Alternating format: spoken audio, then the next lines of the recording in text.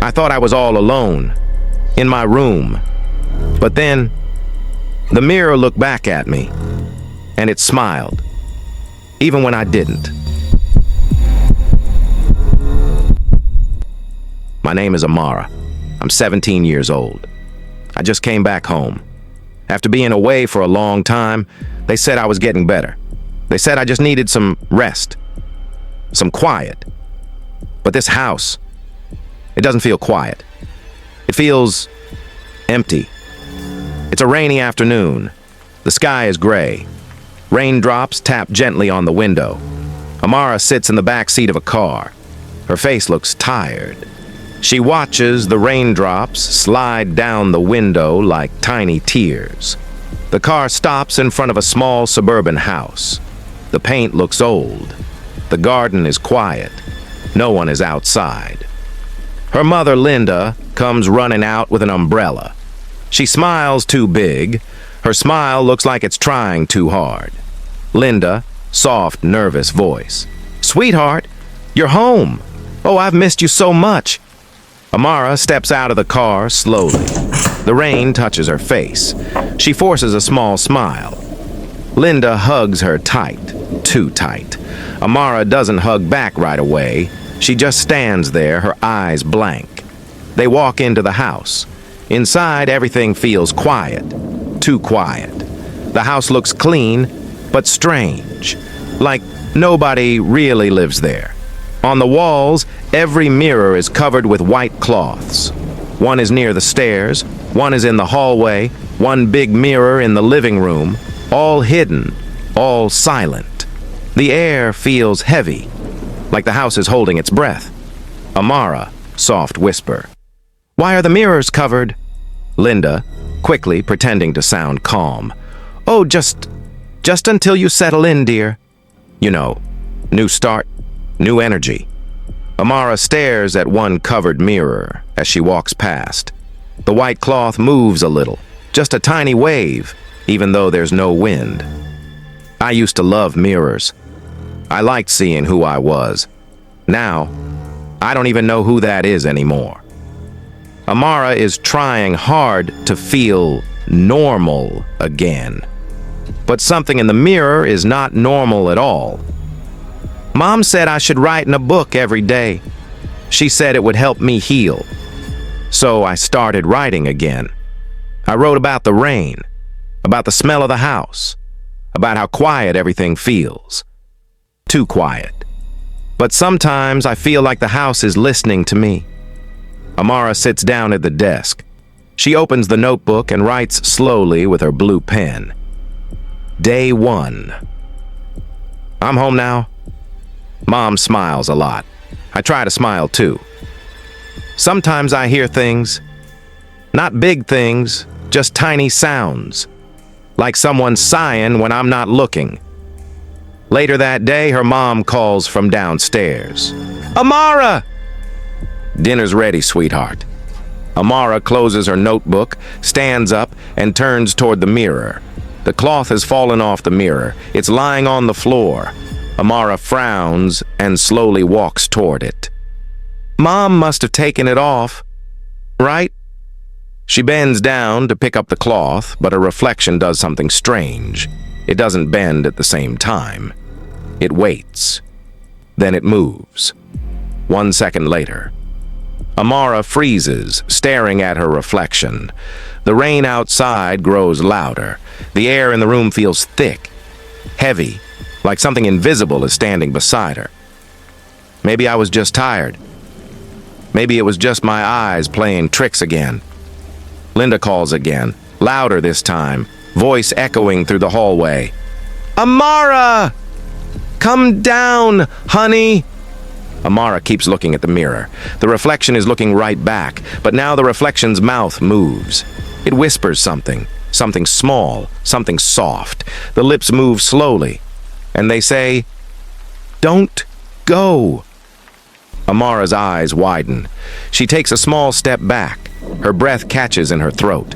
Her real mouth doesn't move, but the reflection keeps whispering. She blinks. The reflection stops. Now it looks normal again. It moves with her. Perfectly! Amara stands still for a few seconds. Then her mom's voice calls again, soft but worried. Amara? Are you okay? Amara, shaky voice. Yeah, Mom. I'm coming. She slowly walks away from the mirror, her hands trembling. Behind her, the reflection stays still, just for 1 second too long, then slowly turns its head and smiles faintly. As Amara walks down the hallway, the lights flicker once. A soft wind blows through the house, though no window is open. The low bass hum grows louder, deep, slow, like a heartbeat underwater. Maybe I was healing, or maybe something inside me wasn't ready to let go. The fear grows slowly. Amara starts to realize that the reflection in the mirror isn't just copying her. It's thinking for itself. I wanted to know if the mirror was just a mirror. Maybe I was seeing things again. So I tried a little test. I told myself, if I stay calm, everything will be okay. Amara sits in front of the big mirror, the one that used to be covered. Her notebook is open beside her. The words on the page say, Day 3. Still feels strange here. She looks at her reflection. Her reflection looks back. Amara raises her hand slowly, her fingers shaking. The reflection raises its hand too. Okay. That's normal. She tilts her head to the left. The reflection tilts its head. Exactly the same way. She smiles a little, nervous. See? It's fine. Just my reflection. Then Amara waves her right hand slowly. Her reflection pauses, waits for a moment, then waves the left hand instead. Amara stops. Her heart beats faster. She leans closer to the mirror. It didn't make sense. Why did it move the wrong hand? The reflection suddenly smiles. A slow, crooked smile. Amara doesn't smile back. She just stares, frozen. That night, I had a dream. But maybe it wasn't a dream. Amara lies in bed, eyes half closed. The lamp is still on. The room looks soft and quiet. But something moves in the mirror. Slowly. The reflection sits up, while Amara is still lying down. It looks around, touches the glass from inside. The surface of the mirror ripples like water. The reflection's hand presses harder, and it comes through the glass, touching the air. Amara opens her eyes. The mirror world looks different. The colors are cold, blue, and gray. She looks down at her hands. They look pale and shiny like glass. Amara, quiet, frightened. Where am I? Around her, everything looks like her room, but backward. The bed is on the wrong side. The books are flipped. Even the words in her notebook look backward like a reflection. She turns toward the mirror, but instead of seeing her reflection, she sees herself sleeping in the real room. It wasn't me in there. It was someone pretending to be me. The other Amara, the one in the real world, opens her eyes slowly. She looks straight at the mirror. Then she smiles. The mirror Amara, the real one trapped inside, tries to shout. But no sound comes out. The reflection leans close to the glass and whispers something that can't be heard. Only faint static. The next morning, sunlight glows through the curtains. Amara wakes up sweating. Her eyes look tired, her breathing fast. It felt too real to be a dream. She goes to the mirror slowly, afraid to look. Her reflection stares back, calm, normal, smiling softly. You're just me, right? The reflection nods, too quickly, like it already knew what she would say. Amara touches the mirror. The glass feels warm. She pulls her hand back, scared. That morning, Amara writes again in her notebook. Her handwriting looks shaky. She writes, "I don't think the mirror is copying me anymore. It's learning. It knows me too well. It wasn't me in there. It was someone pretending to be me. Something is wrong with time.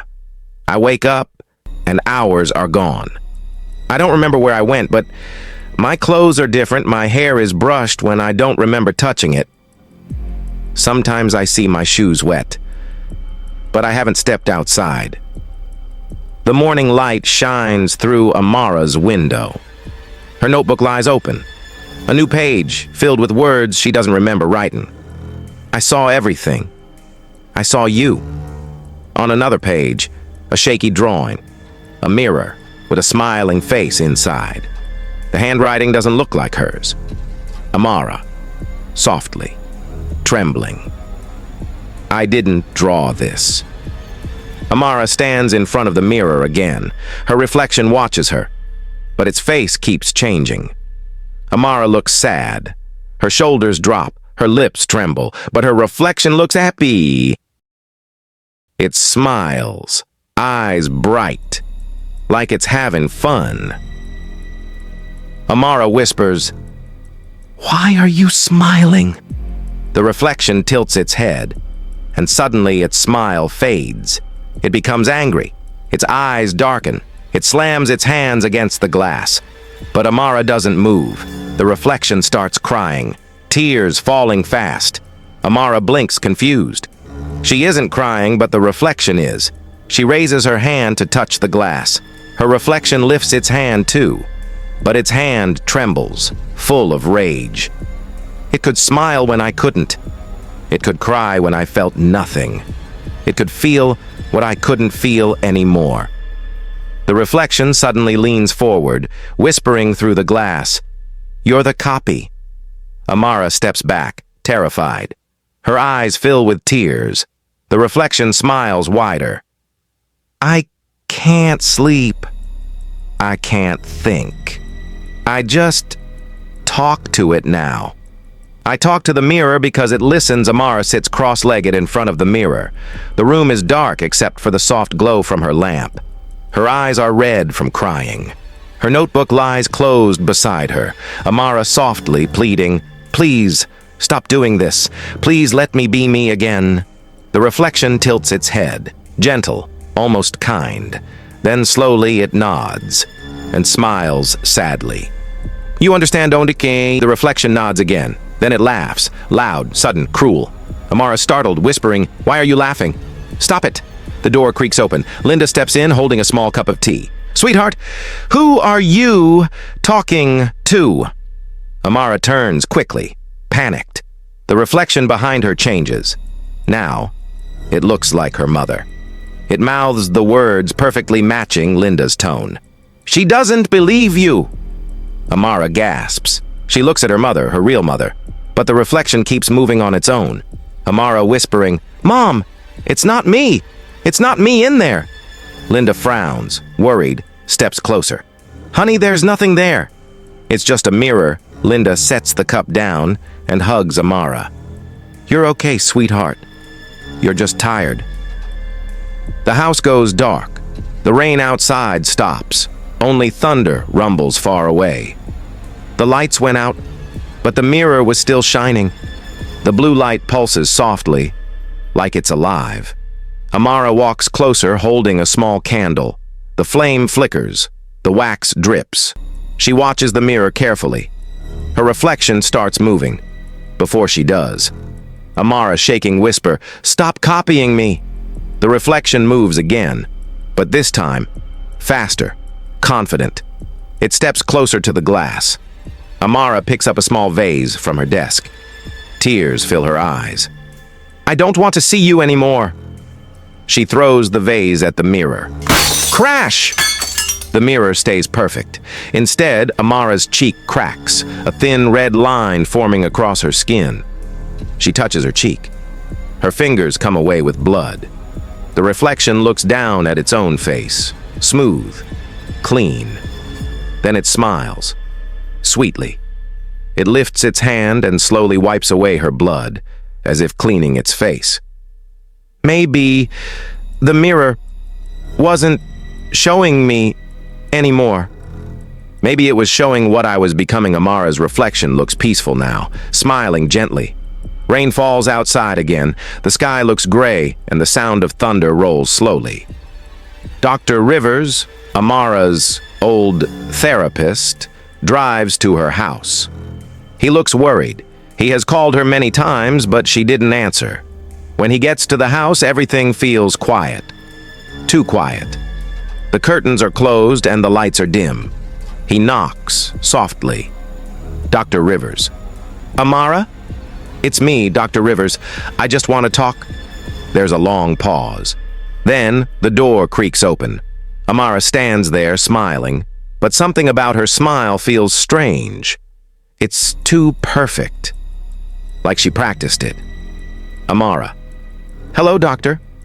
I'm fine now. Her voice sounds calm, but her eyes look tired. Empty. Dr. Rivers steps inside. The living room is clean and bright, but the air feels heavy. He glances at the big mirror in the corner. Something catches his eye. Amara is standing in front of him, but her reflection isn't moving. It's frozen, like a picture. He blinks. The reflection suddenly moves, but slower than her. He tries not to react. Dr. Rivers. You seem much better, Amara. Are you still writing in your journal? Amara smiling. Yes, every day. I'm learning to love my reflection again. The words send a small chill down his spine. He looks again.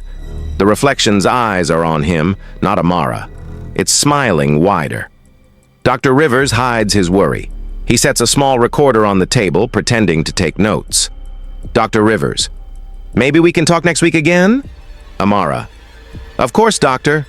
I'll be waiting. He leaves quietly, but as he walks to his car, his hands shake. He whispers to himself, something's wrong. Very wrong. Inside the house, Amara stares into the mirror. Her reflection waves goodbye, slow and mocking. Later that night, rain hits the window harder. Amara sits alone, holding the small recorder Dr. Rivers left behind. She presses play. At first, it's quiet, just the sound of their voices. But then she hears something strange. There are two Amaras speaking. One sounds normal, her soft voice. The other is deeper, distorted, almost like it's underwater. The distorted voice laughs softly. Voice 1. Real Amara. I'm feeling much better now. Voice 2.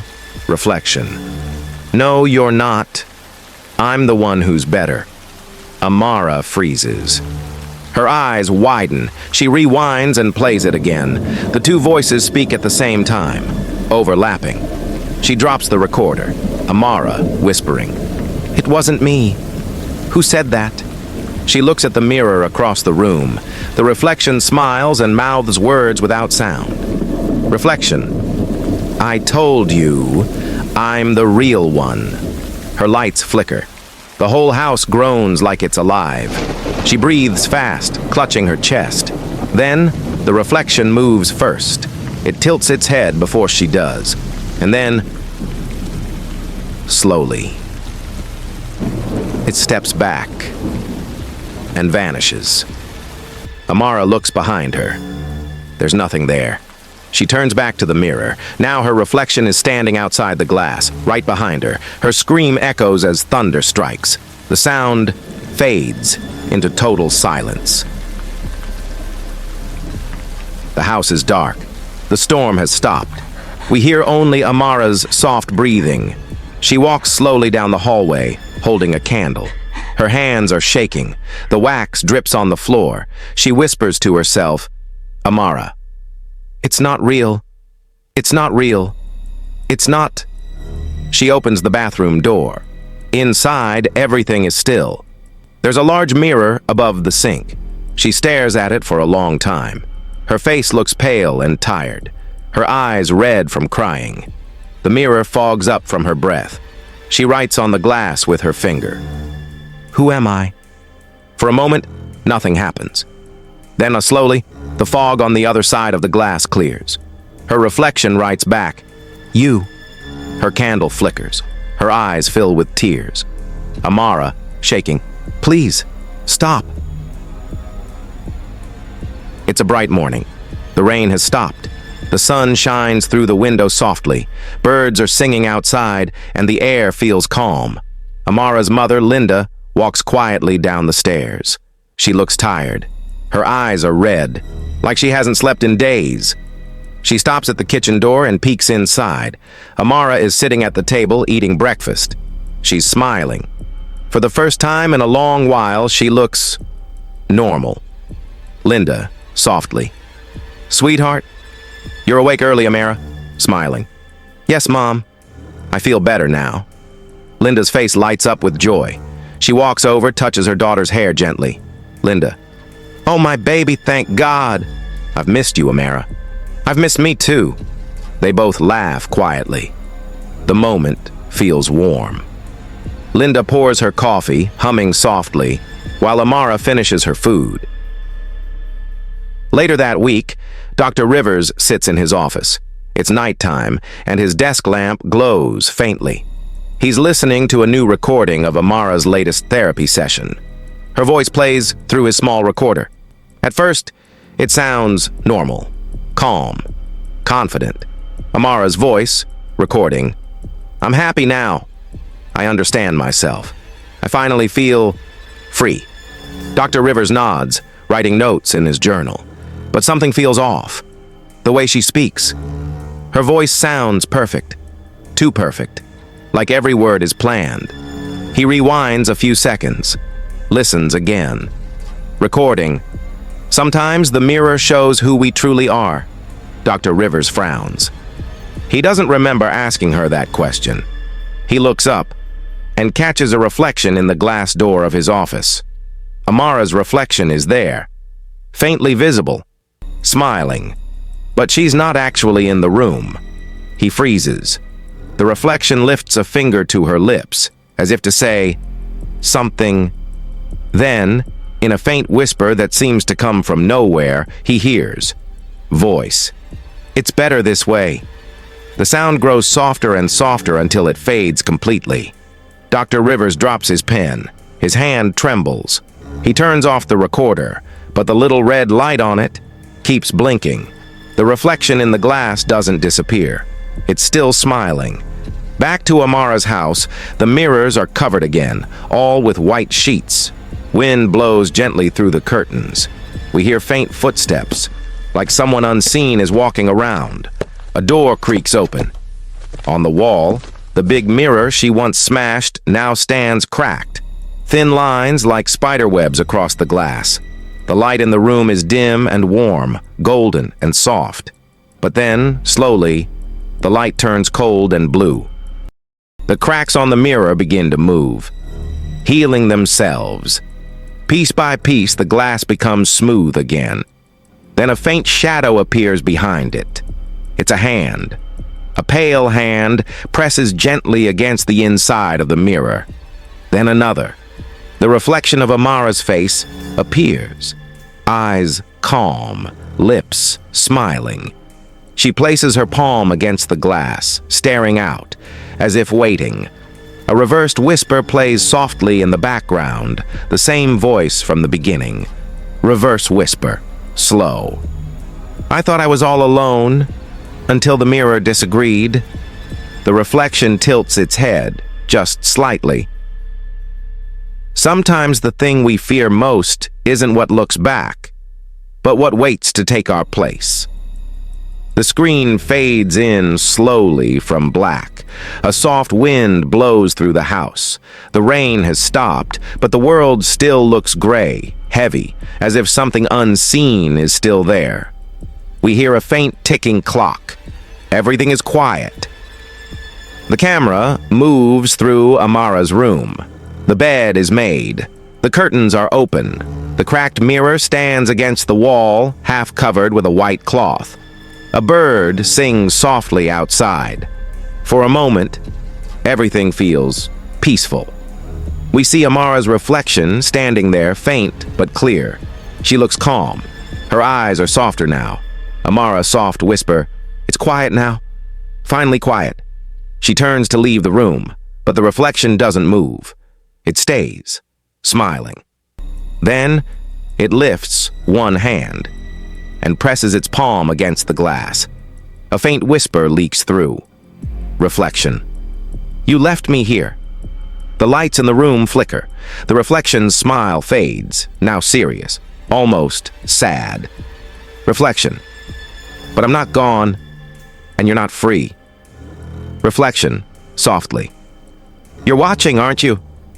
Be careful what watches back." The mirror's surface ripples, just once, and everything goes dark. If this story shook you, imagine what's coming next. Because sometimes, it's not the mirror that's haunted, it's the person looking into it. The sound of glass cracking fills the silence, slow, stretching, echoing. A faint giggle, the same one from the reflection, echoes softly, almost playful. The words fade slowly onto the screen, one by one. Reflections in the dark, the end, or just the beginning? Like, share, and subscribe if you dare to look again. Tell us what you think really happened to Amara. Did she escape? Or did her reflection finally take her place? Your theory might just become part of the next story. Next time, we'll tell you what happens when the mirror chooses someone new. And trust me, you'll never look at your own reflection the same way again.